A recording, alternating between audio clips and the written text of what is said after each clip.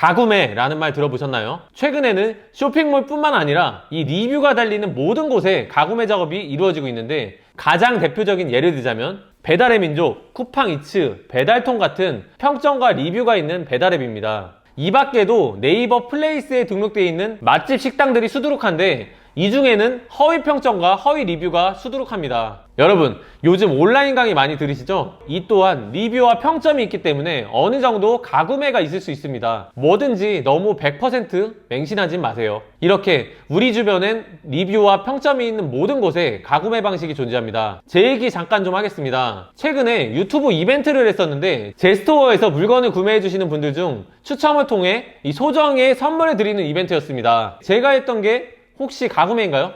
가구매란 뜻에 대해 좀 더 명확하게 여러분들에게 알려드리고자 제 스마트 스토어를 네이버에 가구매 작업으로 신고하였습니다. 제가 했던 이벤트가 이 가구매 작업이라면 그에 따른 처벌을 달게 받겠습니다. 스마트 스토어에 온라인 문의를 하였습니다. 제가 예전에 등록했던 상품이 문제가 있다면 제 스토어를 가구매로 신고하려고 문의드립니다. 유튜브를 통하여 구독자분들에게 이벤트를 진행하였고, 제 스토어를 알리기 위하여 무료로 상품을 보내드렸습니다. 최근 가구매에 대한 처벌이 강화되고 있는데, 제 스토어가 만약 그 당시 문제가 있었다면 가구매로 제 스토어를 신고하려고 합니다. 현재 제 스토어를 이렇게 신고를 해놓은 상태입니다. 추가로 답변은 이렇습니다. 구매자의 구매가 이루어졌고 실제 상품 발송이 진행되었다면 상자에 500원을 넣어 상품과 함께 발송하는 부분에 대해서는 중대한 위반 행위로 보기는 어렵다. 앞으로는 스마트 스토어에 있는 쿠폰이나 리뷰 이벤트 등의 방법을 사용하여 제공하길 권장한다는 답변입니다. 어뷰징 행위 등에 대한 제재는 이 수시로 변경 추가되고 있으며 정책은 변경될 수 있습니다. 가구매는 실제 구매가 이루어지지 않는 경우를 뜻하는 것으로 보이며, 실제 구매자가 상품을 구매했고 그 상품이 정상 발송되어 구매자가 사용하는 경우라면 해당 내용 자체가 가구매라는 단어와는 맞지 않는 것으로 보입니다. 마지막으로 정리하자면 이 가구매란 실제 구매가 이루어지지 않는 경우, 즉 가짜 구매가 이루어지는 경우, 판매한 상품이 전달되지 않는 경우라고 칭할 수 있겠습니다. 왜 오픈마켓에선 그동안 가구매 작업 단속을 하지 않았던 걸까요?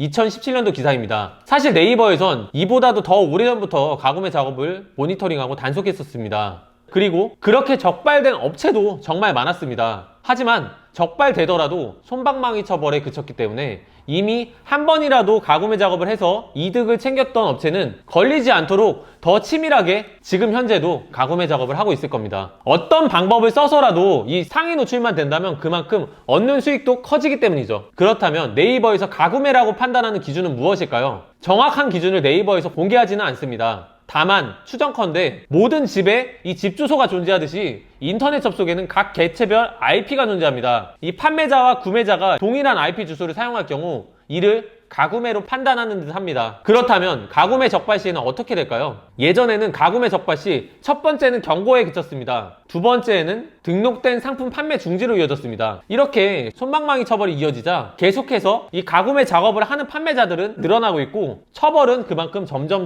더 강화되고 있습니다. 최근에는 어떤 처벌이 있는지 찾아보던 중에 네이버 지식인의 가구매 작업으로 스토어가 정지되었다는 판매자를 만났습니다. 스마트 스토어 부정거래 적발돼서 아예 스토어가 날아간 상태입니다. 1년을 넘게 했는데 그동안 경고 한 번 없다가 갑자기 날아가 버렸습니다. 네이버에선 소명 자료도 받아주지도 않고 가구매 해준다는 곳에서 진행한 거라 실질적으로 제가 가구매한 것은 하나도 없거든요. 결국 그곳에서 관리받다가 다 날아갔습니다. 스토어가 더 잘 되면서 직원들도 많이 늘었고 이제 진짜 그냥 모든 걸 잃었습니다. 결국 가구매 작업을 한 건 맞는데 내가 구매한 게 아니라 이 업체를 통해서 돈 주고 했다는 소리인 것 같습니다. 판매자분들 중에 이 네이버 상위 노출 시켜주겠다는 이 스팸 전화 받아보신 적 있으신가요? 이 자신들의 회사가 마치 네이버인 것처럼 얘기를 하지만 자세히 들어보면 네이버와 전혀 관계가 없는 이 광고 대행사나 이 불법 가구매 작업 업체입니다. 이들은 네이버 상위 노출시켜주겠다, 무료로 트래픽 작업해주겠다, 키워드 광고를 효율적으로 관리해주겠다 이렇게 말합니다. 초보 셀러들에게 이 눈탱이를 치기 위한 전형적인 입에 발린 소리입니다. 이 가구매 불법 업체들의 특징 중에 하나는 실제로 상품을 발송하지 않고 허위 리뷰를 작성하는 방식을 사용합니다.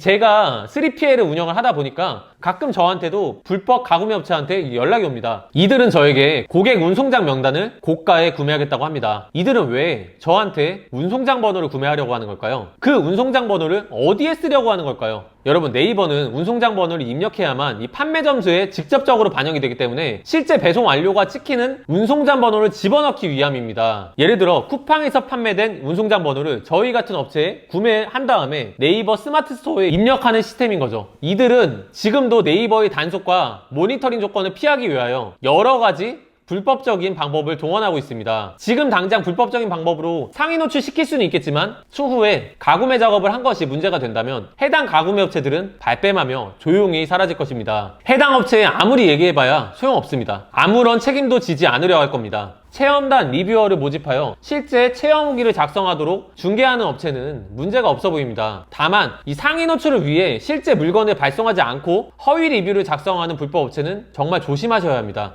불법 업체를 통하여 가구매 작업을 하시는 경우 그에 따른 책임은 판매자에게 있으니 반드시 참고하신 후 불이익 없었으면 좋겠습니다. 오늘은 가구매에 대해서 알아봤는데요. 앞으로 네이버에서 가구매 작업에 대한 기준이 지금보다 명확하고 엄격해졌으면 좋겠습니다. 오늘의 영상 마치겠습니다. 감사합니다.